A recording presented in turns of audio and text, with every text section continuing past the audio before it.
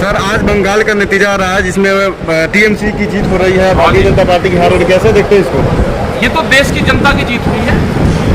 देश की जो एक विचारधारा थी उसकी जीत हुई है, देश के किसानों की जीत हुई है। ममता बनर्जी उसका चेहरा बने और संयुक्त मोर्चे के लोग वहाँ पे गए, देश की भावनाओं के साथ वहाँ पे गए। तो यहाँ पे आंदोलन चल रहा, उनका मैसेज लेकर वहाँ पे गए और वहाँ की जनता ने सुना और बीजेपी को हराने का काम करा।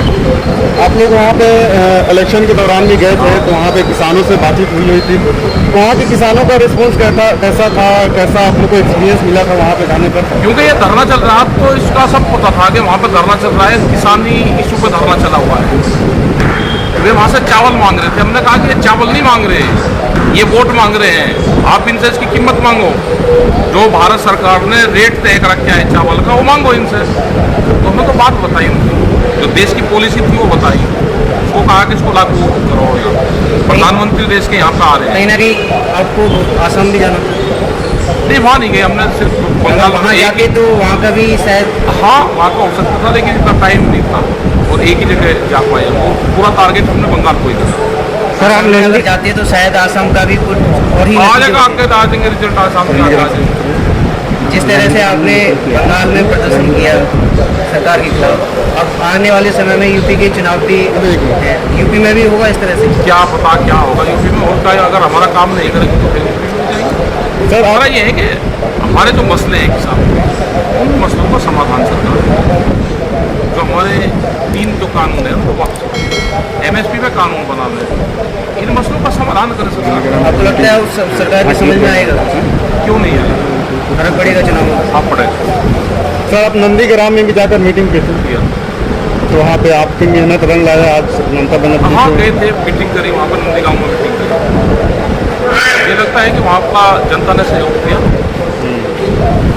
आज जिस तरह से बंगाल में ममता बनर्जी की जीत और भारतीय जनता पार्टी की हार हुई है, क्या इससे माना जाए कि आज किसान आंदोलन की ये पहली कामयाबी है?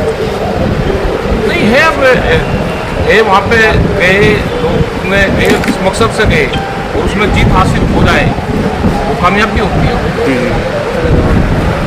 तो क्या अब बंगाल में जिस तरह से ममता बनर्जी जीत रही है और भी राज्यों में जिस तरह से रिजल्ट आ रहा है, तो क्या आंदोलन पे उसका क्या किस तरह से ये होगा? आंदोलन से क्या होगा, आंदोलन तो सरकार जब बात करेगी आंदोलन पर तो जब फर्क पड़ेगा।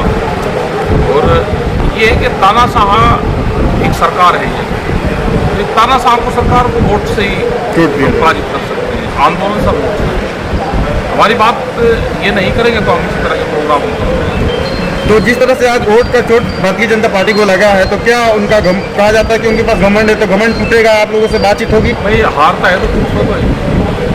तो बाकी स्टेटों में तो आ रही है बीजेपी? हाँ आ रही, बाकी में आसाम में ज़्यादा है। असम में पानी से वहाँ नहीं हम गए, अगर वहाँ जाते तो शायद नतीजे में कुछ और होते। असम में आपने कितनी रैली? एक भी नहीं। असम आपको लगा नहीं कि वहाँ जाना चाहिए था? नहीं जा पाए, बंगाल को टारगेट करा सकते। आपने बंगाल पे फोकस किया? बंगाल में सब लोगों ने संयुक्त मोर्चे में पूरा बंगाल में ही जा पाए तो और जगह नहीं जाता। तो आपको क्या लगता है कि बीजेपी को कुछ समझ में आएगा किसानों की बात? आना चाहिए, समझ आना चाहिए।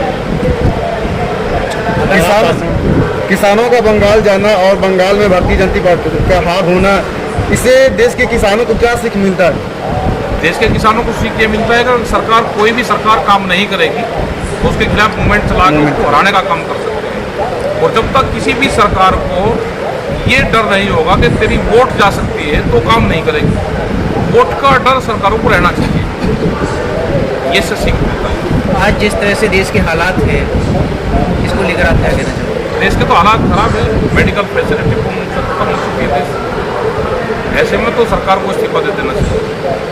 तो माना जाना चाहिए कि जिस कुर्सी के लिए वो इतनी मेहनत की, जनता की फिक्र नहीं की, ना तो कुर्सी रही और ना ही नहीं देश बचा उनसे। देश में जो हालात हैं, हालात ज़्यादा खराब है। आज जो कोरोना नाम की एक बीमारी है, जो तेज बुखार है, और लोग की जिस तरह से डेथ हो रही है, इससे शर्मनाक स्थिति नहीं हो सकती कि देश में हवा भी नहीं मिल रही, देश में ऑक्सीजन के अभाव में लोग मारे जा रहे, बड़े बड़े हॉस्पिटलों में ऑक्सीजन नहीं है, ऐसा हमारे साथ।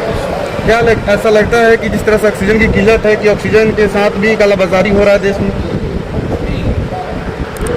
काला बाजारी होती तो मिलती, प्रोडक्शन कम है और वो महंगे भाव में बेची जा रही है। प्रोडक्शन नहीं है, प्रोडक्शन पर हमको काम करना चाहिए। यहाँ तो